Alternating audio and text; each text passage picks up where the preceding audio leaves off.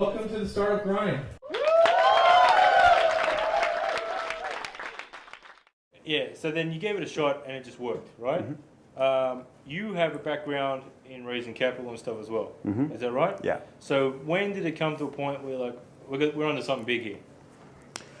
So I think, for me, so Lenny, who we were just talking about, the good talker, so Lenny was a friend of mine that I knew from 2000, and so I actually had a look. He invested in SitePoint back then, and I actually looked at his term sheet, and so that was kind of my first ever exposure to SitePoint was way back then. And so Lenny and I would catch up intermittently and talk about SitePoint, and then as you know, sort of the kernel of what is 99Designs, he'd talk a little bit about that, and it kind of like would pass through and we'd just chat in general.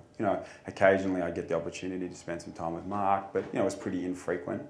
And then, in about early 2009, so I was working in corporate advisory, that was my background. I did the sort of hard to do work here in Australia, which is, raise first, second rounds of capital, and then also do small M&A transactions. So typically my sweet spot was operating between, $5 and $50 million.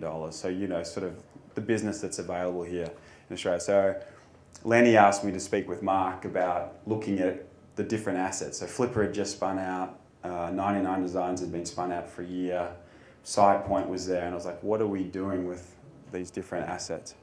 Stop working at that on mute. Hello. Huh?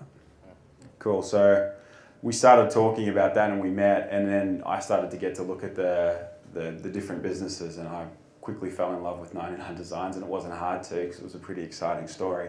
But it also, for me, it's certainly I could see the relationship between it and some other businesses that I'd been working on. So I'd been working in the stock photography field, doing some advisory work for a company based in Sydney, and I was looking at what was happening in microstock. And so I was seeing this disruption that was occurring through iStock Photo and Fotolia and Shutterstock and these guys.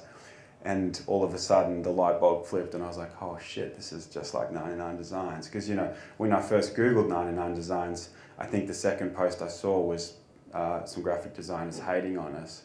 And it was a lot like the stock photography industry, and when you Googled it, microstock, iStock, you would find positive comments, but you'd also see negative. And I think, for me, it was a bit of a sign. If you're doing something right, then typically not everyone's happy with you. And if you're disrupting an industry, then you're going to see that. And we certainly were doing that.